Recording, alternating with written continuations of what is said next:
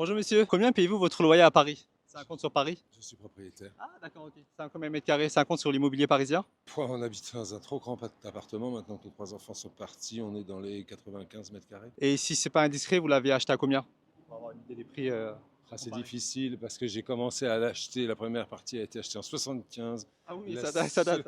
la seconde, à la fin des années 80. Donc là, alors que 75, ça ne valait rien parce que c'était le sentier, donc c'était absolument pas résidentiel. Donc complètement sous-coté. Et puis Paris n'était pas devenu des places type Londres et tout ça. 89, c'était le début. C'était le tout début de la montée du prix du mètre carré. Et ensuite, maintenant, par exemple, pour vous donner une idée, j'ai calculé que mes parents qui avaient acheté donc en 75, c'était une cinquantaine de mètres carrés. Mhm. Aujourd'hui, alors ça fait quand même 50 ans, hein, aujourd'hui ils pourraient s'acheter 3 mètres carrés dans ouais, à la place de 50, en 50 ans. Voilà. C'est dans quel arrondissement? Second, dans le D'accord, deuxième. excellent. Pourriez-vous nous le faire visiter? On essaie de faire des visites d'appartements spontanées. On concilie l'immobilier avec le fun. C'est pourquoi c'était un travail C'est sur d'étude. Instagram, TikTok et YouTube. En fait, c'est un compte sur Paris, sur la culture, immobilier et architecture de Paris. Oui. On essaie de faire des visites d'appartements spontanées. Mais dans Et- quel but? Commercial Non, non, ou... c'est pas du tout commercial. C'est Ah. pour montrer l'immobilier parisien dans le monde entier, en fait. Parce qu'il y en a beaucoup qui sont intéressés. Oui, ça peut être une idée. C'est un appartement assez atypique Ah, qu'on pourrait assimiler à ce qu'on appelait à une époque, l'époque de Guitry notamment, une folie. d'accord. Voilà. Ok. En plus, c'est Bon, écoute, intéressant en termes d'architecture. Donc, oui, ça, tout à fait. Ouais, ouais, les gens nous disent ah, mais on a l'impression d'arriver à la campagne. Donc oui, si vous voulez, on peut prendre un rendez-vous. Ouais. Mais D'accord, pour ça, vous excellent. m'appelez. Oui, Ouais. ok, prends vos coordonnées. Je vous en prie. Donc je suis Jean-Yves Chilot. Bonjour monsieur, Bonjour. comment allez-vous? Je suis très content de vous revoir. Super. Bah pareil, pareil. Pas que moi, je pense que toute l'audience est extrêmement ravie de vous revoir, de vous retrouver parce qu'il y a eu énormément d'éloges en fait sous les commentaires. Apparemment, ça fait un tabac. J'ai appris dans les commentaires que vous étiez un acteur, Oui. je savais pas du tout. La vidéo elle a cumulé à peu près 6,5 millions de vues, tout réseau confondu. Donc on peut dire dans le langage du cinéma que ça a été un blockbuster. Oui, mais le langage du cinéma, oui, bien sûr. Mais comme je connais pas le langage des réseaux sociaux, je vous laisse responsable du terme. Vous en avez pensé quoi de la vidéo si vous l'avez regardée? Alors moi, je l'ai vu, oui, j'ai pas regardé les commentaires parce que. Alors, comment ça s'est passé? C'est que moi, on s'est vu donc de l'autre côté, on s'est croisés. On a fait ça. Ouais. Je suis rentré à la maison, tranquille, et je n'en ai même pas parlé à ma femme parce que moi, je suis complètement à côté de la plaque à cause de mon âge, hein. Les réseaux sociaux, je les pratique quasi pas, de temps en temps pour des raisons professionnelles, mais vraiment à la marge. Et pour moi, je venais de faire un micro-trottoir. Je sais pas si ça existe encore, enfin si, dans le vocabulaire, ça existe, parce que on en voit pas mal, parce qu'il y a une des deux, trois grandes écoles de journalisme françaises qui est rue du Louvre. Et donc, souvent, quand je fais mes courses, je tombe sur des gens qui font ça. C'est des étudiants, en fait, qui font des micro-reportages comme ça pour se préparer à la réalité du métier, quoi. Vous pensiez que c'était juste parce qu'en fait les micro-trottoirs ça fait partie du compte Gusty Paris, mais on fait aussi des visites immobilières, etc. Vous avez pensé que c'était seulement un micro-trottoir, hein? Oui, c'est ça, Ah oui, oui. oui. Et je vous ai complètement assimilé, vu votre âge en plus, à un étudiant de cette école de journalisme en train de faire un reportage comme un travail d'étude, quoi. Et ce qui fait que, bah voilà, ça m'est sorti de la tête très très vite. Et c'est le lendemain matin, quand je me suis réveillé, un petit peu tard parce que j'avais mal dormi, qu'il y avait les messages de mes trois enfants qui me disent papa, qu'est-ce qui se passe? Qu'est-ce que tu as fait? Instagram, on reçoit des coups de fil des potes, enfin on reçoit des messages des potes, ils t'ont vu. L'ampleur que ça a eu, ouais, c'est. Ah ouais, ah oui, oui, sans C'est à déconner. peu près 10% de la population de la France, donc ça veut dire. Ah oui, vous avez raison. Excusez-moi, je suis un peu fatigué, hein. Non, Les non, neurones, pas de là, souci. j'ai pas besoin d'en perdre, mais là, j'ai la canicule jusqu'à hier, on a détruit quelques-uns. Oui, oui, vous avez raison, c'est un dixième de la population française. Ah, pour moi, c'est un truc un peu Vous saviez un peu complètement que ça allait dingue. avoir cette ampleur ou pas du tout? Ah non, un micro-trottoir en général, non, ça fait pas 6 millions de vues. Donc c'est là avec les messages de mes enfants. Il y a une amie de ma fille qui avait fait une capture juste de notre interview. Et donc ma fille m'a passé ça. Donc j'ai pu le voir, j'ai pu voir la chose. Et mes enfants aussi, j'ai trouvé ça très, très filial, m'ont envoyé des commentaires. Ouais, ouais, et c'était En très général, mignon à c'est que voir. du positif, hein. Oui, oui, oui, oui, oui, y compris, je pense, c'est un juif. Ce qui m'a étonné, mais bon. Mais je pense que c'est la liberté d'expression absolue qu'on rencontre chez les réseaux sociaux, quoi. Et c'est assez super parce que ça fait une diversité de, Ah ouais. voilà. Donc tout ça a été, pour moi, alors pour le coup, c'est une expérience, vraiment. Expérience. Ah oui, oui, ça m'était jamais arrivé ce genre de choses. Et là, putain, waouh, Waouh. Et puis il y a des voisins, des gens maintenant qui me... Ah qui- oui, ah d'accord, donc après la vidéo, dans la rue également, on vous a plus reconnu parce que vous étiez un acteur. Mais Oui, alors je ne suis pas un acteur, j'ai pas de visibilité, enfin, sauf à une période, mais ça remonte maintenant à 14 ans, où j'ai une grosse visibilité à cause ou grâce à une participation sur plusieurs mois à Plus belle la ah vie. oui, Plus belle la vie. Voilà. C'est beaucoup apparu dans les commentaires. Donc voilà, Il y a c'est la des gens série qui qui est m'ont beaucoup. reconnu là-dedans, qui m'ont reconnu 14 ans après, Ah oui, dans d'accord. Plus belle la vie, c'est beaucoup ressorti dans les commentaires, votre apparition dans Ça Plus belle m'étonne la vie. pas, parce que moi, je me souviens quand je travaillais avec eux, c'était fou, quoi. J'étais obligé de demander à mon agent une pile énorme de choses. À cette époque-là, je prenais beaucoup le train parce que ma maman venait de commencer à être gravement malade. Et dans le train, c'était la folie, quoi. Je passais 2 heures à parler avec les gens, voilà. Et puis, un peu par délicatesse, enfin par anticipation et délicatesse, j'avais cette pile de photos, donc, parce que souvent, ils me demandaient, est-ce que les selfies n'existaient pas à cette époque-là. Enfin, en tout cas, ils étaient beaucoup moins répandus que maintenant. Voilà, donc oui, ça a été ma seule période un peu de visibilité, comme on dit. Mais autrement, oui, non, je suis pas. J'ai été étonné, oui, qu'il y ait des gens qui, 14 ans après, se souviennent. Effectivement, beaucoup de personnes vous ont reconnu avec votre rôle dans Plus belle la vie dans les commentaires. Est-ce que vous pouvez vous présenter si vous avez joué dans d'autres séries, d'autres films, etc. Oui, j'ai été très gâté par le théâtre, parce que bon, le théâtre est quelque chose, c'est un peu le parent pauvre de la production artistique par rapport à l'image, la télé et le cinéma qui engagent toujours des énormes budgets, alors que bon, surtout si on fait partie d'un collectif ou quelque chose comme ça, une pièce de théâtre, c'est c'est pas des gros budgets, donc ça facilite complètement le fait de la production et l'existence même d'un spectacle. J'ai fait des très belles choses au théâtre qui m'ont beaucoup plu. J'ai Ah, notamment donc travaillé. vous avez également joué au théâtre en fait, pas seulement au cinéma, mais également au Non. théâtre. Surtout au théâtre, je dirais, si je partage ma carrière dans les trois segments, le théâtre, c'est, je dirais, à la louche comme ça, hein, c'est au moins 60% de mon activité. Et Ah après, d'accord, waouh. 25% pour la télévision, que j'ai pratiqué un peu plus que le cinéma. Et puis donc les 15% restants. Vous êtes toujours au théâtre pour les personnes qui souhaiteraient vous voir ou vous avez Alors là, arrêté les apparitions au théâtre? ouais, je suis sur 2 projets, mais qui ne sont pas dédiés à Paris, qui sont uniquement dédiés à des tournées. Voilà. Ah d'accord. Ouais. Voilà, autrement, bah, oui, oui, alors en termes de visibilité, j'ai fait un petit rôle, mais ça m'a permis de rencontrer Francis Weber, qui est un énorme réalisateur, mais ça, c'est pas un scoop, dans La Doublure. Ouais. Qu'est-ce qui a été visible aussi? Bah si, il y a 2 ans, oui, il y a 2 ans, avec Philippe Lachaud, euh, un délicieux garçon aussi. Une toute petite scène dans alibi.com 2. Alibi.com 2, c'est ça. Très rigolote et tout. Et voilà, j'ai pris beaucoup de plaisir à faire ça. C'était très agréable. Voilà des petites choses après. Et au théâtre, bah, j'ai été surtout au théâtre. Alors ça peut-être, ça veut dire des choses aussi si des gens nous écoutent, nous entendent. Euh, j'ai été l'aviateur, c'est-à-dire Saint-Exupéry dans Le Petit Prince. Mais alors là, c'est des gens qui avaient grosso modo autour de 10 ans en 95. Donc si je me trompe pas, bah, ça fait des cadras maintenant. Ça fait des cadras, voilà. Et oui, oui, c'est un spectacle qui a beaucoup marché. On l'a énormément tourné en France aussi. J'ai joué ce spectacle, je crois, 4-5 ans. 4-5 ans. Ouais, ouais, ouais. Puis c'était très attachant parce que grâce à la DAS, enfin grâce au droit français, les enfants sont très protégés, les enfants du spectacle. Et donc, chaque petit prince avait le droit d'être sur scène une fois par semaine. Donc, on avait 7, voire 8, parce qu'on le jouait énormément, et on avait 8 jeunes garçons qui étaient avec nous et qui, une fois par semaine, voilà, donc c'était aussi toute une gestion humaine à faire. Et puis c'était un très beau spectacle, quoi, qui est en France, on a vraiment l'impression que ça fait partie du patrimoine. Et donc même les adultes qui étaient dans la salle adoraient. D'accord. Voilà. Donc c'est bien, comme ça serait une réponse à toutes les personnes, parce qu'il y en a beaucoup qui vous ont reconnu dans les commentaires. Il y Oui. en a également beaucoup qui se sont dit, mais lui, je le connais, son visage est familier, Oui. etc. Ça m'est arrivé. Du coup, il y avait un point Ça d'interrogation. m'est arrivé. Je sais plus ce que je faisais, je sais plus où j'étais.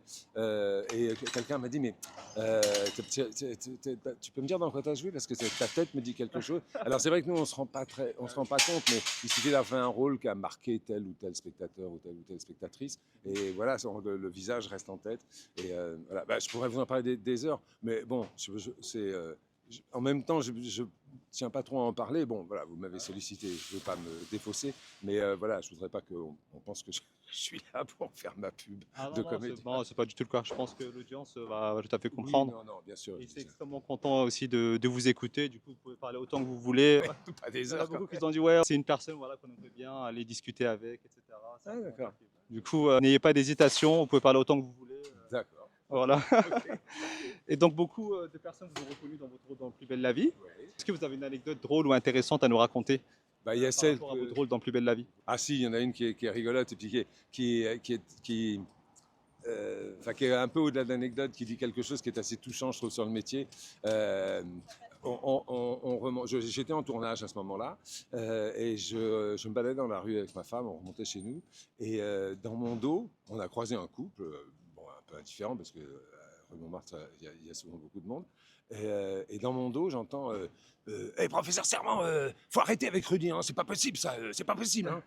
Est-ce que vous pouvez juste avant expliquer le rôle du personnage pour les personnes qui ne regardent pas la série? Ah oui, alors. Il jouait quel personnage vous avez dit quoi, le professeur Servant? Moi, mon personnage, Bah celui oui, que j'interprétais, c'était quel personnage? c'était le personnage du professeur Servant qui tombait sur un type très très louche. Je crois d'ailleurs qu'il finissait avec une balle dans la tête, je crois, tellement c'était un voyou. Ah bon?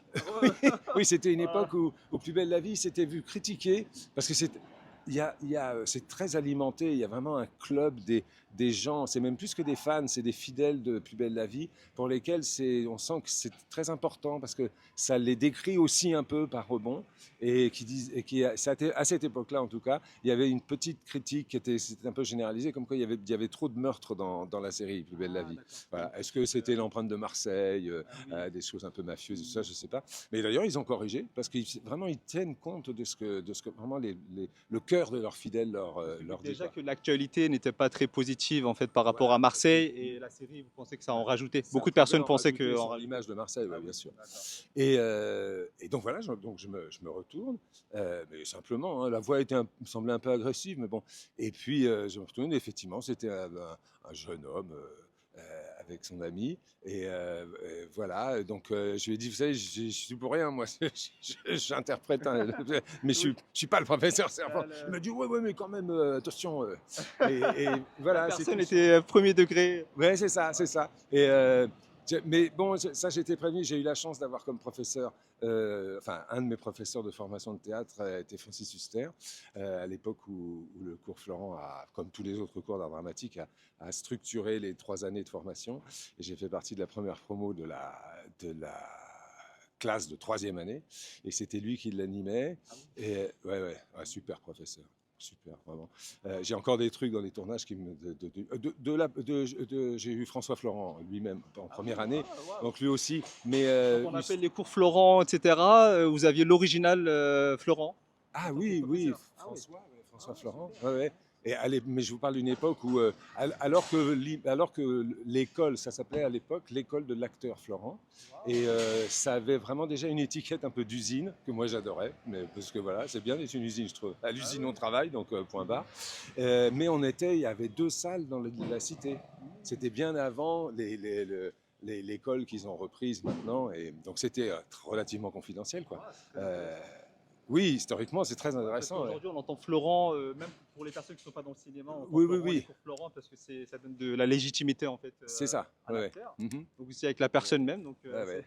Oui, François Florent, il avait quoi? Il avait la quarantaine. Moi, j'étais en 80, 81, au moment où Lang est arrivé au ministère de la Culture et où il y a beaucoup de choses qui se sont passées. Ça aussi, ils se sont vus, les directeurs de ce qu'on appelait à l'époque les cours d'art dramatique, qui avaient pour unique fonction, mais ça allait bien au-delà de ça, bien sûr, de former les étudiants en théâtre à la préparation du concours du Conservatoire national, qui est là à 300 mètres. Et oui, ils ont organisé les choses, donc structurées pour qu'il y ait vraiment des degrés de formation et tout ça. Donc voilà, et Huster nous avait prévenu, quand on était dans cette classe de 3e année, à l'époque il commençait lui à avoir une grosse visibilité, on voyait beaucoup au cinéma, il avait fait ce film avec Gainsbourg qui s'appelait Équateur, entre autres, et puis tous les soirs il était au théâtre après. Et il nous avait dit, vous verrez, il y a quand même des gens et c'est ça que je trouve, c'est quelque chose que je trouve très touchant, des gens qui ne font pas la distance entre vous, l'interprète, et le personnage. Et donc voilà, si vous jouez un personnage antipathique, eh ben, s'ils vous croisent dans la rue, ils vont vous dire: oh là là, vous êtes antipathique, vous, comme garçon. Vous n'arrivez pas à dissocier en fait le Voilà, c'est ça. personnage Mais je trouve ça mignon. de la personne. Et est-ce qu'il y a beaucoup d'acteurs, en fait, en tant qu'acteur, vous êtes obligé d'accepter tous les rôles du gentil et du méchant? C'est pas une obligation, c'est un goût. Nous, ce qu'on a décidé de faire comme métier, c'est d'incarner, donc de rendre avec de la sueur, du sang, un corps, un vrai regard et tout ça, quelque chose qui a une existence de papier. Et moi, par exemple, c'est un de mes rêves, peut-être je le réaliserai un jour, mais c'est de faire un vrai psychotique. Un meurtrier, par exemple, ou un serial killer. Mais Ah ouais, oui, parce que c'est oui. abyssal, c'est abyssal. Et donc on se Bah, s'il dit, y a des réalisateurs qui vous voient, peut-être que. oui, alors encore une fois, je ne veux pas faire ma pub. Ah Je veux non, pas non, mais faire c'est ma pub. intéressant que. Mais, Ouais, oui, non, mais c'est pour vous dire que, et forcément, alors c'est pas de la sympathie, mais c'est ce qu'on appelle de l'empathie. On entend un peu d'accord. le mot maintenant, mais dans notre métier, on est là-dessus. C'est qu'on a une empathie nécessaire. C'est-à-dire, il faut qu'on comprenne complètement ce qui anime notre personnage et tout ça. Et à ce titre-là, bon, alors bien sûr qu'en tant que comédien, donc avec une force morale que chacune de nous porte, on condamne le personnage moralement. Mais à partir du moment où on dit ouais, ok, là il y a des trucs à faire. Vous voyez, ce qui nous excite, c'est d'aller chercher des trucs. Oui, parce que le serial killer, enfin, tueur en série, pardon, j'aime pas trop les anglicismes, tueur en série, ouah, pour être crédible, il faut y aller, quoi. Ah oui, Et tout à fait. il faut enlever les voiles de ce qui nous répugne dans le personnage et tout ça. Donc c'est un vrai travail, quoi. C'est un vrai travail. Et ça, c'est quand même la richesse de notre métier, quoi. Moi, quand j'ai appris que vous étiez un acteur, donc pour moi, la situation était très ironique. Parce que le concept des visites d'appartements avec des allures de spontanéité, ça vient des États-Unis. Et en général, c'est toujours des mises en scène, mais avec des personnes qui ne sont pas acteurs, voyez-vous. Et nous, on essaie de le Ah, faire. Moi, j'ai eu d'accord. l'idée de le faire d'une manière réellement spontanée.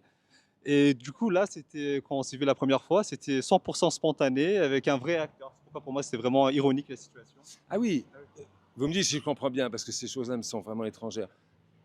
Quand on s'est rencontrés, si on avait été aux US, en fait, ça aurait été une fausse rencontre. Parce qu'aux US, en fait, le concept des visites En fait, c'est d'appartements, préparé ouais, aux en US. général, c'est toujours arrangé. D'accord. Donc, Ah mais ouais. c'est pas des vrais acteurs. Et nous, c'était Oui, 100% voilà. spontané avec un vrai acteur.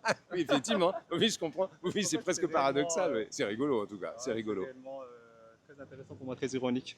En tout cas, j'ai vu que vous mettiez votre main sur votre front. En fait, le soleil, si ça vous gêne, on peut se mettre à l'ombre si vous On fait souhaitez. quelques pas? Ah oui, Juste oui, le oui, temps voilà, qu'on comme soit à ça vous l'ombre? êtes à l'ombre, vous Super. êtes plus à l'aise. D'accord. Ok, ok. Parce que là, on a repris. Et d'ailleurs, en fait, pour les personnes qui se posent la question, lors de la première rencontre, on était en face de la façade principale du De Palais l'autre côté. Brongniart. De l'autre Là, côté. on est en face de la façade postérieure parce que de l'autre côté, il y a un marché, il y a plus de monde, Voilà. etc. On s'est dit Ouais, qu'on ouais. serait plus à l'aise ici. Ouais, mardi et vendredi, il y a marché avec un super poissonnier qui se tape la route. Le pauvre, il se fait enfin, ils sont deux, trois. Ils se tapent la route, ils sont la 13 avec tous les embouts. Et voilà, il est très recommandable. Pour les gens qui habitent dans le second, ils peuvent y aller. Le poisson est très bon. Voilà. On était où? Bah, on parlait de moi en tant que comédien. Moi, je comprends que. Alors, effectivement, en plus, dans ce contexte-là, nous, on est tombés l'un sur l'autre, quoi, si je puis dire. Et le fait que vous découvriez derrière qu'en fait, j'étais un comédien et que donc tout ça aurait pu être complètement mis en place et tout ça, oui, oui, c'est assez rigolo et un peu paradoxal. Pourriez-vous vous présenter d'un point de vue personnel? Ah, oui, bien sûr, avec plaisir, ouais. Bah, quoi vous dire, bah, j'ai trois enfants. J'ai le bonheur de vivre et d'aimer la même femme, dont je pense que je peux dire maintenant à mon âge que c'est la femme de ma vie. Nous sommes rencontrés le 7 février 1983 et voilà, et c'est une histoire qui marche. C'est un travail. Plusieurs décennies maintenant. J'avertis les jeunes gens, notamment ceux qui iraient. C'est jamais facile d'aller vers un divorce, mais c'est quand même frappant de voir. Hein, moi, quand j'étais gamin, le divorce, mais c'était. D'ailleurs, les parents, beaucoup de parents, bien évidemment, parce que les mœurs, c'était. Moi, je vous parle d'un temps qui était avant 68, hein, qui a quand même beaucoup fait bouger les choses au niveau des mœurs. Sinon, politique, non, mais au niveau des mœurs, ça a quand même été un vrai gap dans la civilisation française. Et 42 ans de compagnonnage, c'est du travail aussi. C'est de l'amour, bien évidemment, avant tout, mais c'est aussi beaucoup de travail. Mais ça, voilà, peut-être à vous, malgré votre jeune âge, je vous apprends rien. Mais Bien sûr, on veut apprendre parce que vous avez de l'expérience. Et oui, oui, ouais, quelle est ouais. selon vous la recette en fait du succès dans un mariage en fait, pour que ça perdure? Parce que comme vous l'avez un peu légèrement mentionné, c'est qu'il y a beaucoup de divorces de nos jours malheureusement. Ouais.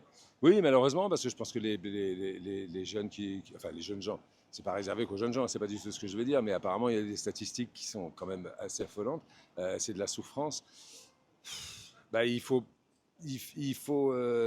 penser que l'amour fou, ça dure pas très longtemps, quoi. Et que en plus, c'est pas tellement, parce que ça c'est un peu négatif ce que je viens de formuler, mais c'est que voilà, il y a plein de choses qui viennent dans l'histoire d'un couple.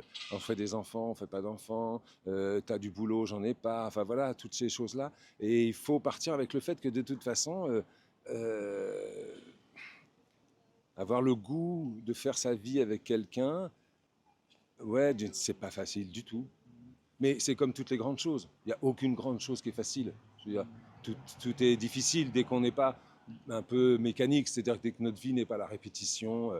Bon, on peut considérer par exemple que quand on a choisi un boulot alimentaire, qu'on a choisi ou que voilà, on n'a pas trouvé de vocation professionnelle, bon bah tous les jours on va exécuter une tâche. Alors bien sûr, on peut tomber sur un manager ou sur un chef de service qui va être un sale con et qui va nous pourrir la vie. Mais si ça se passe de façon normale, entre guillemets, voilà, on va faire les 8 heures de bureau pour que le temps qu'on donne à tel employeur, bah, il nous donne de l'argent en regard de ça. Et voilà, donc on peut penser que c'est facile parce que voilà, c'est tous les jours, on va faire un boulot, il n'y a pas de honte, mais voilà, on va bosser parce on est dans une société, une civilisation où il faut des sous, il faut aller gagner des sous.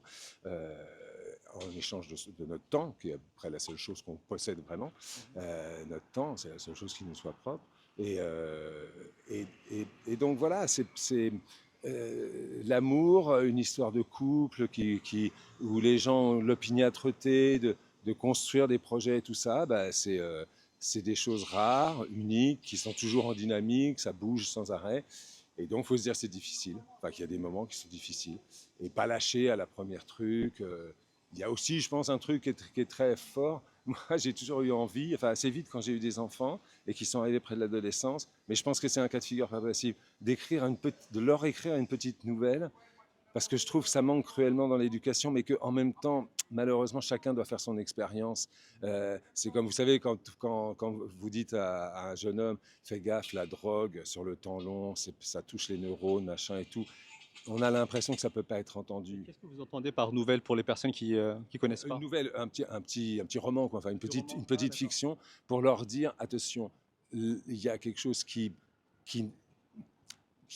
au début, enfin, qui, un certain temps, deux choses qui vont être en parallèle, c'est l'amour que vous avez pour la personne et le désir que vous avez pour la personne. Et ça dure pas forcément très très très longtemps. C'est-à-dire que le désir, c'est quelque chose qui nous chope.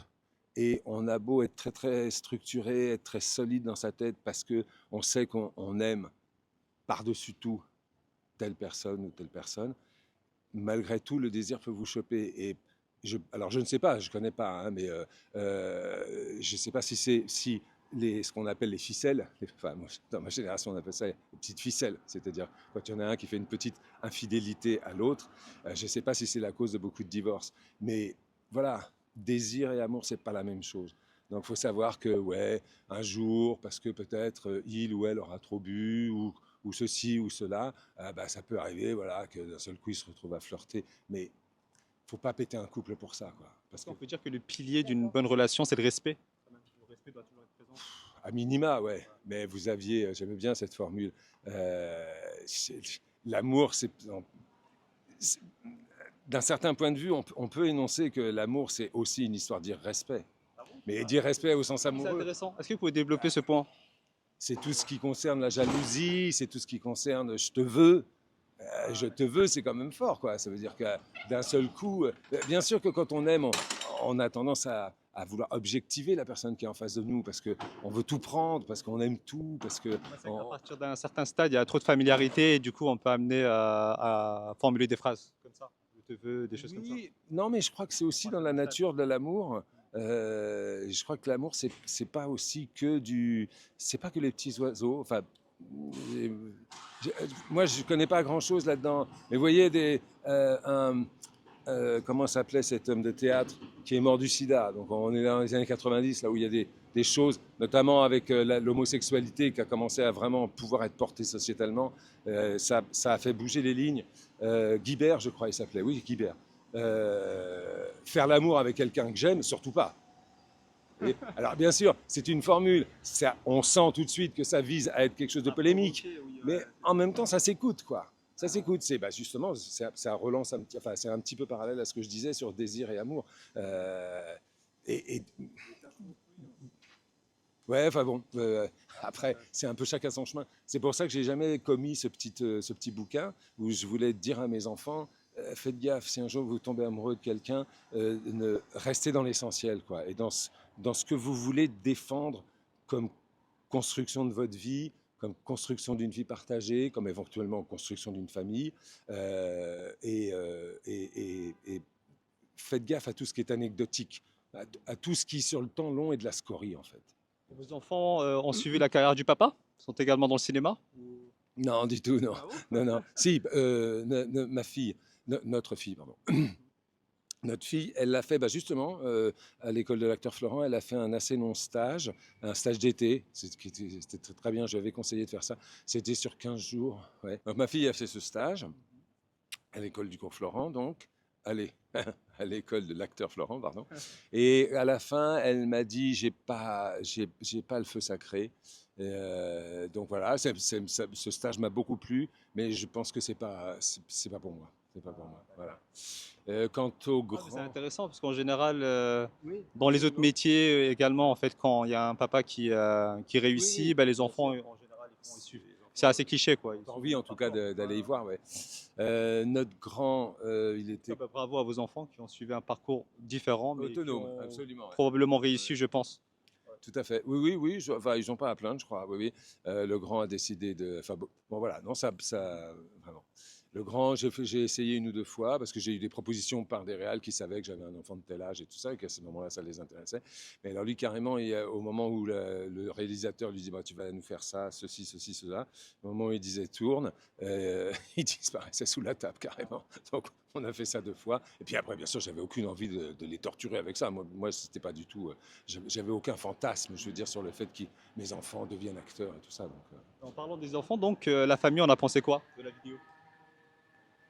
Alors, donc il y a eu ce moment de panique, je ne sais pas si je vous en ai parlé, le matin, donc quand je me suis réveillé, le lendemain donc de ce micro-trottoir, enfin c'est ce que je pensais être un micro-trottoir, et là ils m'ont dit, alors, parce que mes enfants, bon alors c'est de l'amour, hein, je pense, c'est de l'amour filial, mais ils se méfient un peu de moi parce que et puis leur maman aussi leur dit, alors pas du tout dans l'esprit de dénoncer, mais ma femme elle a de plus en plus de mal à aller dans la rue avec moi parce que j'aime bien la rue, quoi. J'adore Vous êtes parler et tout ça. sociable.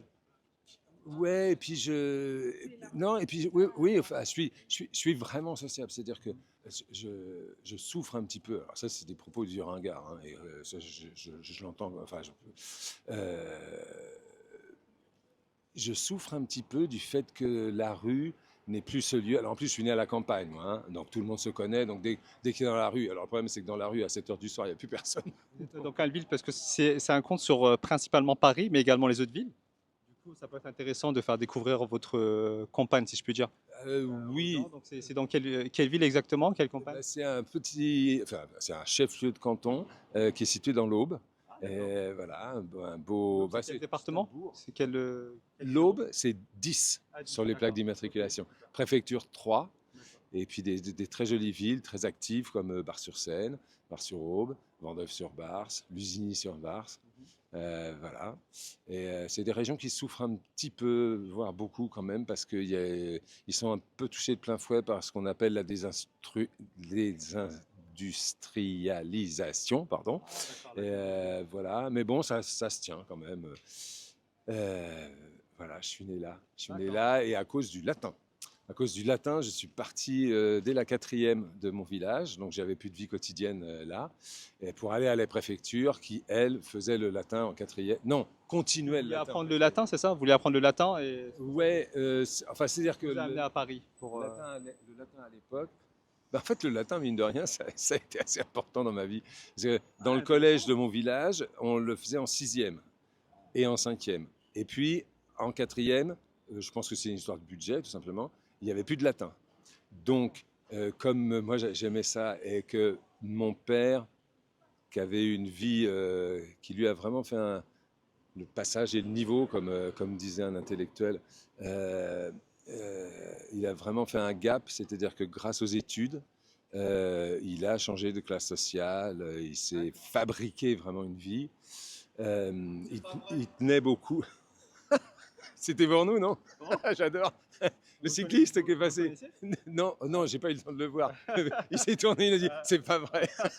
J'adore, j'adore. voilà, c'est la spontanéité à l'état pur. Ah, c'est super, c'est super. Euh, et donc, mes parents ont voulu que je continue le latin absolument. Donc, j'ai été à 30 km du village, dans la préfecture, 3, pour continuer le latin. Et là, je suis resté jusqu'en terminale. Et en terminale, à cause de choses qui sont trop longues à vous expliquer, j'en ai remis une couche en commençant le grec grand D'accord, débutant. ok. Et après, donc, je suis venu à Paris. Le soleil arrive, donc voilà, ça vous va si je me mets là? Ah oui, Là, oui, je pas de gagne un souci, petit peu oui, de oui, temps, oui, quoi. oui. Merci. Non. Et donc, je suis venu à Paris pour faire ce qu'on appelle très pompeusement une préparation à l'école normale supérieure, à l'école dite normale et réputée supérieure, comme disait un de mes profs de Cagnes. Et, euh, et voilà. Et donc, je Donc, si je crois. comprends bien, vous n'êtes pas venu à Paris à la base pour être acteur. Ah non, du tout. Ah, Ah d'accord, non, non, ok. non. Ah non, non, ça m'avait jamais effleuré. Ah, c'est intéressant, hein, le destin, comme Euh, quoi, c'est assez intéressant. Si, ça m'avait effleuré bizarrement à cause d'un soir, j'étais dans un troquet à Troyes, justement. Il y avait la téloche et je me souviens, c'est dire que ça m'a. Sur le moment, je ne m'en suis pas rendu compte, mais c'était un grand échiquier. Vous savez, les grandes émissions de Chancel, enfin non, mais ça n'existe plus. Mais on peut voir sur le site de l'INA notamment, c'était des très très très belles émissions et qui restent complètement écoutables de nos jours. Il a reçu le monde entier, Chancel, dans cette émission. Et là, il recevait ce qui était à l'époque un grand binôme chez les jeunes gens du spectacle, Francis Huster et Jacques Weber. Et là, Chancel, l'animateur de cette, leur avait dédié une émission. C'est des émissions qui duraient 3 heures, avec plein de directs. Enfin, il y avait d'ailleurs que du direct à la télé, je crois, à cette époque. C'est l'époque où la télé était écoutable, où tout n'était pas monté à l'avance, donc complètement lissé et tout ça. Oui, on a eu la chance. Et ça vaut le coup d'aller sur le site de l'INA pour voir des choses de cette époque-là, parce que franchement, et moi c'est pour ça que maintenant j'aime autant la radio, c'est que la radio c'est resté du direct, et la télé, alors c'est peut-être une déformation professionnelle, mais la télé, ça se sent que ça a été monté, remonté, donc surtout pas une vague. On enlève les silences, Ah, et d'accord, donc d'accord. vous avez l'impression, quand vous écoutez des gens qui sont en train de transpirer dans leur studio à Radio France ou ailleurs pour la radio, vous voyez que ça vibre, vous voyez que c'est pas une parole préconstruite, c'est pas une parole C'est vrai que quand ça arrangée, manque c'est là. d'imprévisibilité, ça donne moins envie de regarder ouais, la Et télé. mais à l'oreille, ça change tout, vraiment, hein, ça change tout. Moi, je pense que on me met les yeux fermés, on me dit rien. Je peux dire si c'est un moment de radio ou si c'est un moment de téloche. Parce que la téloche, malheureusement, je crois que tout maintenant est monté. Même quand je crois qu'il y a des situations, même quand c'est annoncé direct, en fait, il y a le temps de sécurité pour faire un montage si ça dérape, un truc. On voit plus du tout de dérapage. Moi, j'en ai connu Il y avait notamment. l'émission de TPMP, mais c'était pas très enrichissant. Oui, oui, non, mais c'est vrai, oui. Bon, lui, c'est un autre souci. C'est un autre souci. Mais il y avait je me souviens, à Apostrophe, notamment, il y a eu des sorties, notamment Clavel. Là, c'était du direct, quoi. Et puis, il y avait pas de camion, il n'y avait pas de studio qui pouvait prendre les quelques secondes pour machiver le truc. Et, bah, c'est la vie, quoi. Bah ouais, un mec qui se casse parce qu'il n'en peut plus, parce qu'il a le sentiment de ne pas être écouté. C'est la vie. Et donc, je trouve qu'il y a quelque chose de très lissé maintenant dans la télé, c'est des machines à nous faire penser, je trouve. Enfin, comme si c'était des directeurs de conscience, mais c'est pas du tout des excitateurs de pensée. Enfin bon, voilà. Après, ça pourrait donner des développements. Et pourquoi je vous disais ça? Oui. Et donc, je me souviens ce troquet où j'étais seul. et j'ai vu pendant 2 heures, donc, parce que je suis resté, l'émission m'a vraiment accroché, et voir Huster et Weber proposer les choses qu'ils avaient préparées. Et là, je me suis dit, ah putain, putain de métier, quoi. Là, ça a été Vous aviez vraiment une quel vraie âge à ce claque. moment-là, quand vous avez eu le déclic pour le Excuse-moi, je cinéma? corrige un peu parce qu'il y a Non, il n'y a pas de beaucoup, souci. Oui. Là, c'était quand j'étais reparti à 3 pendant 2 ans, c'était après mes cagnes, on était en 78, quelque chose comme ça. Donc j'avais 22 ans, 20 ans, 22 ans, ouais. Ouais. Ouais.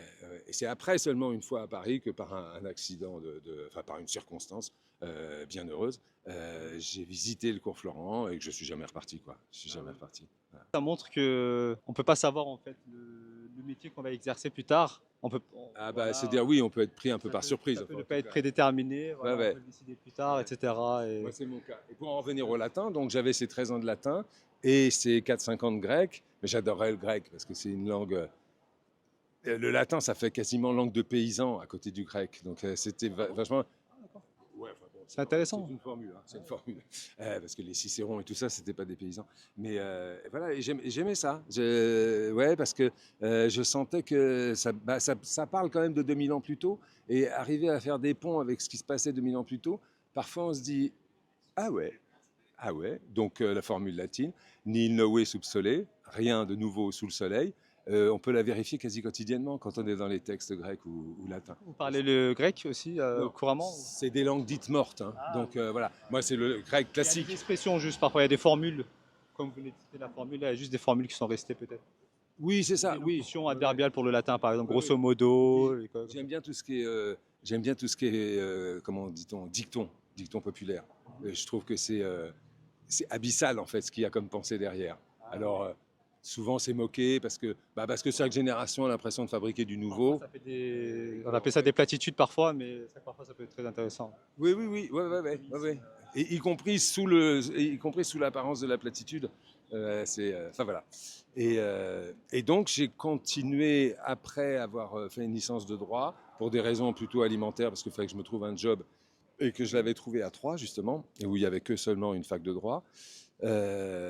Après, je suis revenu à Paris et entre autres pour m'inscrire à un séminaire de l'école des hautes études en sciences sociales en archéologie. Et là, l'archéologie me permettait de retrouver le grec notamment. Très Puisque, en intéressant. plus, C'est vrai mon que prof. l'archéologie et le grec, ça. Ah oui, oui, tout à fait, ouais. Et notamment le prof que j'avais choisi, enfin qui m'avait choisi aussi, était un, était un spécialiste de l'archéologie gréco-romaine. Donc on était en plein dans le. J'adore quand on peut établir des synergies entre différents domaines. Ah bah ouais, ouais, ouais, ouais. Voilà. Et là, j'ai passé 2 ans et au début de la troisième année, l'assistant qui avait passé son doctorat, l'assistant du prof d'archéologie, perdait son assistant qui venait de passer son doctorat et il m'a proposé de devenir son assistant. Et c'est pile poil, j'étais inscrit à l'école de l'acteur Florent depuis 3 à 4 mois. Et donc il a fallu que je choisisse. Voilà. Et c'est le spectacle qui l'a emporté. Par rapport à la visite, donc, est-ce que vous pensez que ça va pouvoir se faire? Ah, oui. Alors, sujet, sujet brûlant, sujet brûlant, qui est passé de très brûlant à là, tolérable. Je me mets la main sur la flamme. Je vous avais dit, ok, pas de souci, vous venez à la maison et tout ça.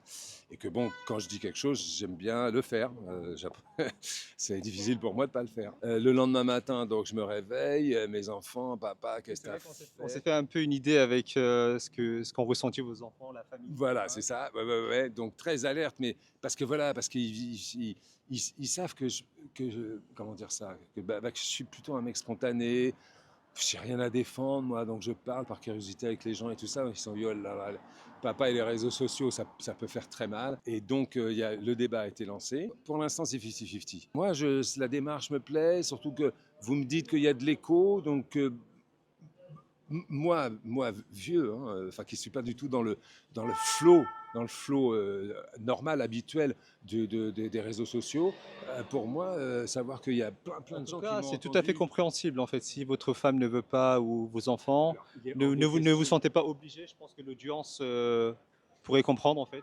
Oui, oui, oui. Voilà. Il est hors de question que je la bouscule, ça c'est sûr. Mais de façon récurrente, elle m'en parle. De Ça revient un peu, elle m'en parle et tout. Donc je me dis, la porte n'est pas du tout complètement fermée, quoi. Dans tous les cas, nous, on vous remercie infiniment en fait, pour l'échange. Bah, merci à vous de m'écouter. Voilà, Merci à oui, vous de pour tout ce m'écouter. que vous avez raconté, etc. Ok, C'est intéressant de vous écouter. Vous respirez la culture, hein, comme ça paraît dans les commentaires. merci. Merci beaucoup. Donc, Merci. ne vous sentez pas obligé. Si ça se fait, tant mieux pour les Ça gens. sera un Voilà, plus. d'ailleurs, en fait, vous aviez parlé de la folie. Et je pense que ça a beaucoup intéressé les gens. Est-ce que vous pouvez parler de la folie en fait pour assouvir la curiosité par rapport à cette folie architecturale? Ouais, alors je vais essayer de faire simple. La folie, dans le sens où j'utilise, c'est parce que c'est un peu des formations professionnelles. Sacha Guitry a écrit une pièce assez courte, comme beaucoup de ses pièces, qui s'appelle Une folie. Et une folie, là, ça désigne un monsieur assez aisé, qui est chef d'usine, enfin bon, là on est il y a un siècle plus tôt, hein, et qui a une maîtresse, mariage arrangé et tout ça, donc les maîtresses bien évidemment étaient quasi nécessaires. Et cette maîtresse, pour être tranquille, pour pas que ça bave dans le milieu social et le milieu professionnel, on lui trouve une petite maison ou un appartement discret dans une petite rue de préférence, dans un bout de machin. C'est assez Et contre-intuitif en fait. C'est pas l'extravagance par le terme de la folie. Ça fait pas référence à l'extravagance, mais ça fait plutôt à la référence, discrétion. voilà, ça fait référence à l'extravagance du fait d'avoir une maîtresse et de lui trouver un petit truc discret ou ce qu'on appelle maintenant, ce qu'on appelait à une époque le 5 à 7. Voilà, discrètement, on va dans tel quartier, on se fait déposer par son chauffeur, hop, on rentre, on passe 2 heures avec sa maîtresse chérie, et puis après, nana. Voilà, c'est cette idée-là. Donc c'est l'extravagance du fait d'avoir une maîtresse et de s'imposer, de payer un loyer ou d'acheter une petite maison pour juste faire vivre sa maîtresse. Mais par contre, oui, c'est pas. Mais en même temps, il y a une autre. Alors, C'est pas un immeuble haussmannien, du coup, si j'ai bien Non, c'est compris. ça, voilà. D'accord. Voilà. Ça a été construit avant peut-être l'époque d'Haussmann. Alors, non, mais ça commence à la période d'Haussmann. À vrai dire, ça commence. C'est un peu. Mais architecturalement, c'est un terme qui recouvre plein de choses, en fait, plein de petites réalités. Notamment, c'est un peu l'ancêtre de la résidence secondaire. C'est-à-dire, c'est des choses, par exemple, les Parisiens qui se sont fait construire des choses dans les prés, mais en Île-de-France. Vous voyez, à l'époque où, dès que vous sortiez de Paris, c'était les prés, c'était les champs. Et donc, ils se sont fait construire des trucs, des villégiatures, ce qu'on a appelé des villégiatures. Euh, voilà. Donc, en tout cas, là, parlant de mon chez-moi, ça visait ça. Parce qu'effectivement, c'est un tout petit immeuble de Remblai qui date du XVIIIe siècle. Et L'allusion à la campagne aussi, parce que vous avez dit quand il y a des invités qui viennent, voilà. ils disent bon, on a Ça a été l'impression construit d'être à sur la des campagne. potagers, mon immeuble. Ça a été construit sur des potagers. Ceci explique cela, d'accord, ok. J'espère que ça a assouvi la curiosité par rapport au terme de la folie. Donc même si jamais on fait pas de visite, en fait, ils sauront. Voilà, ils sont au moins ça. Et juste, en fait, dans le concept, on pose aussi la question quel est selon vous le meilleur arrondissement de Paris? Est-ce que je peux vous poser cette question? Quel est selon vous le meilleur arrondissement de Paris? Wesh. Alors là, moi, à Paris, j'ai beau y être depuis maintenant 50 ans, je suis toujours comme un touriste, hein. C'est-à-dire que je suis resté le petit gamin qui est dans sa campagne, où à 7 heures du soir, comme je disais, il y C'est a... assez magique Paris. À chaque fois qu'on se promène, on la redécouvre. C'est dingue, c'est dingue. Non, puis c'est la vie, quoi. Enfin, ça bouge sans arrêt. On sent que ça grouille de vie et tout. Et moi, je me suis pas remis de ça. Franchement, souvent, je me balade encore le nez en l'air pour admirer tel truc et tel truc. Et donc, les arrondissements. Vous habitez dans le deuxième, peut-être que après. Alors, En général, quand je pose la question, les gens ils disent un arrondissement, et je dis pourquoi parce que j'y vis. C'est assez subjectif. ouais, non, non, alors, le 20e. 20e. Le 20e, oui, C'est parce intéressant. que. Voilà, Paris, il y a un gros problème avec la mixité sociale quand même. Ça date pas d'hier, mais putain, parce que c'est chiant. Enfin, pardon, excusez-moi le vocabulaire, hein. Mais des fois, j'ai l'impression d'un clonage quasi systématique, quoi. Alors, c'est ce qu'on appelle la gentrification, mais les quartiers où on voit que les gens sont là parce qu'ils ont le pognon pour payer tant de milliers d'euros le mètre carré. Alors, moi, dans le 10e, j'aime bien le 10e parce que je le fréquente, parce que C'est limitrophe avec le deuxième, je pense. oui, Ouais. mais par rapport au fait que le deuxième, c'est vraiment devenu on est les clones les uns des autres, quoi. On se ressemble tous parce que, alors je dis pas que le Le fric. deuxième, c'est le plus petit arrondissement de Paris. Alors en plus, Ouais. oui, on est que 20 000. Mais au-delà de ça, le fric ne construit pas une personne, bien évidemment. Mais je trouve que ça constitue une espèce de vernis qui, quand on est dans la rue, on voit tout de suite si on est dans un quartier à pognon ou si on n'est pas dans un quartier à pognon. Bon, la caricature de ça est dans le 16e. Enfin, caricature, j'ai rien contre les gens qui vivent dans le 16e, hein, bien sûr. Mais le dixième, quand je monte d'un coup de vélo faire mes courses ou à pied, bah, voilà, je retrouve un petit peu de couleur sociale. On a l'impression qu'il y a des autres, vraiment, quoi. Il y a des gens. Cosmopolite par rapport aux autres. Ouais, ouais, ouais. Et puis ça fait du bien, quoi. Enfin, moi, j'ai l'impression de respirer un peu autrement, en tout cas. Voilà. Bon, ce qui m'empêche pas d'être le bobo le bobo de service dans le second, hein, bien sûr. Voilà, c'est des petites contradictions auxquelles on est confronté. Mais et le 20e, gentrification en réserve, bien sûr, parce qu'elle se fait, bien évidemment. Mais pour le coup, alors, il y a des trucs. Ouais, ouais. On a l'impression d'un cosmopolitisme qui est. Ah ouais. On est là tous ensemble, vraiment, quoi. On est là tous ensemble, vraiment. Ensemble, c'est important. Voilà, absolument. Voilà, Super. 20e. D'accord, on a la réponse. Merci infiniment. Est-ce que vous voulez rajouter quelque chose? Écoutez, non, je crois que là, déjà, j'ai bien pris la Voilà, il parole. va y avoir un gros travail de montage. Oui, j'imagine. Ouais, ouais. Vous avez quelques heures qui vous attendent là, de travail. Même des journées peut-être, mais on va voir ça. À bientôt, Merci j'espère. beaucoup en tout cas. Merci, Au au revoir. revoir Jean-Yves. Bonjour Jean-Yves, comment allez-vous? Le jour est arrivé. Comme ce n'est pas une visite spontanée, j'ai pu prévoir un petit cadeau pour vous. Si, toujours dans le thème de Paris. Oui, oui, je vois ce que tu veux dire. Donc, comment allez-vous depuis, Bah écoute, depuis quand? très bien. Tu feras attention de ne pas te prendre les pieds dans les pavés. Petit Ah, c'est souvenir. intéressant. Oui, je les ai un peu ponctionnés dans la rue, mais enfin, il y en avait des centaines quand je les ai pris. C'était des chantiers qui allaient démarrer. Histoire Et, particulière? Non, c'est un petit clin d'œil aux années 60 et notamment à mai 68, qui a quand même été quelque chose de très conséquent en France. Pas sur le plan politique, mais sur le plan des mœurs. C'est un clin d'œil, un slogan en quelque sorte, et qui est resté sous les pavés la plage. Il faut avoir mon âge quand même pour être sensible à ça.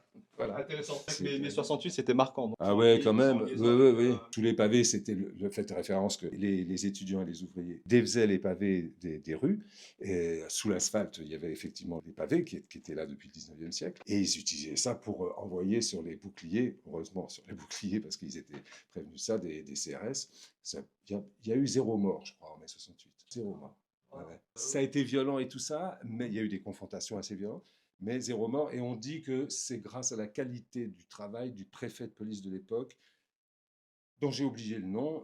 Voilà. J'ai une question, je suis curieux de savoir, comme c'est un compte sur Paris. Est-ce que vous savez de quelle rue proviennent ces pavés? Non, c'était en palette. C'était en préparation de d'accord, chantier. ok. Oui, oui, je Donc, devrais c'est pas pas le une dire, rue en mais particulier, c'est un petit larcin que j'ai fait. Parce que tout de suite, quand j'ai vu ces choses-là, ça, le gros, c'est un pavé qui venait d'être démonté. Et les petits, d'ailleurs, on les retrouve dans Paris à peu près partout, c'est quand ils ont piétonnisé certaines rues. Les petits sont encore en activité, si je puis dire, et l'ancien, il a été démonté pour faire place aux petits. Enfin, pour faire simple, hein, voilà. Mais le petit, le gros est à la retraite. C'est intéressant. Et je vois que là, vous avez une affiche. Oui, Ça, oui. c'est intéressant. Alors, Est-ce que vous pouvez le lire à voix haute? bien sûr, quel qu'il soit, le bonheur entre avec l'étranger qu'on reçoit. Le il, donc, la phrase est un petit peu. C'est Victor Hugo. C'est une des répliques de Hernani, une de ses premières pièces de Ah théâtre. oui, c'est assez intéressant. Ouais, ouais. Et donc, c'est quel que soit l'étranger, il, c'est l'étranger. Le bonheur entre avec l'étranger qu'on reçoit. Voilà, oui, c'est une phrase presque qui est devenue presque militante par rapport à une partie des gens qui ont Ça a une peur. histoire particulière, cette Malheureusement, affiche? peur. Ça fait longtemps que vous l'avez? Ah ouais, oui. Non, c'est quand j'ai vu pour la première fois représenter Hernani que cette phrase-là, enfin, entre autres, m'a tapé dans les oreilles. Et un jour, bah, tu vois, voilà, j'étais à la boutique de la Comédie Française qui fait de très beaux t-shirts, qui est vraiment, c'est un lieu. Alors comme c'est un peu connoté Comédie Française, mais On rappelle en fait à l'audience que vous êtes acteur. Du coup, c'est un oui, lien aussi par avec la ailleurs. française. Mais je ne suis pas au français, comme on dit. Je ne suis pas à la Comédie Française. Je n'ai jamais été coopté, j'ai jamais proposé ma candidature. Et voilà, et je suis tombé sur cette affiche je crois même en achetant un t-shirt à un de mes enfants. Voilà. Et je l'ai prise tout de suite parce que voilà. D'ailleurs, je sais pas C'est très bien pourquoi. passé en fait. À l'entrée, Pardon. c'était- Oui, mais je me rends compte là c'est en toujours parlant relevant. que peut-être on va la changer de côté. On va la mettre à l'extérieur carrément. Parce que là, elle est à l'intérieur, c'est-à-dire que les gens sont rentrés chez. Ah non, sauf que, bah oui, vous avez vu, j'accueille les gens ici en fait, parce que comme vous sonnez à Oui, l'entrée est l'interphone en bas, particulière. voilà, oui, l'entrée est assez particulière, oui. Oui, C'est parce en qu'en plein fait, c'est milieu de la dans cage la d'escalier. continuation en fait, Oui. des escaliers. Vous allez peut-être mourir de froid là, donc on monte. Ok, on va D'accord. monter. Je monte Et devant juste vous en fait, et je vais vous peux placer laisser un après. micro. Du coup, on aura un micro tous les deux. Super. Voilà, avec À un tout de micro. suite. Voilà, donc Nous avons tous les deux un microphone. Donc, Exact. Voilà, voilà. voilà, voilà. Donc on peut se parler et toi, tu as été un peu désencombré. Merci infiniment pour cet accueil. De rien, Parce que c'est la moindre des choses. il y avait une certaine incertitude, donc c'était pas sûr que la visite soit Oui, oui, oui, réalisée. oui, c'était, bah, oui, voilà, c'est des petits tracas bah, sur ce que c'est que l'intimité, quoi, en quelque Absolument, sorte. absolument. Et C'est pas évident du tout de faire une visite oui, chez soi. Donc merci infiniment pour cette de générosité. rien. Ah, excusez-moi, j'ai pas mis mon. Vous pouvez répondre si vous souhaitez.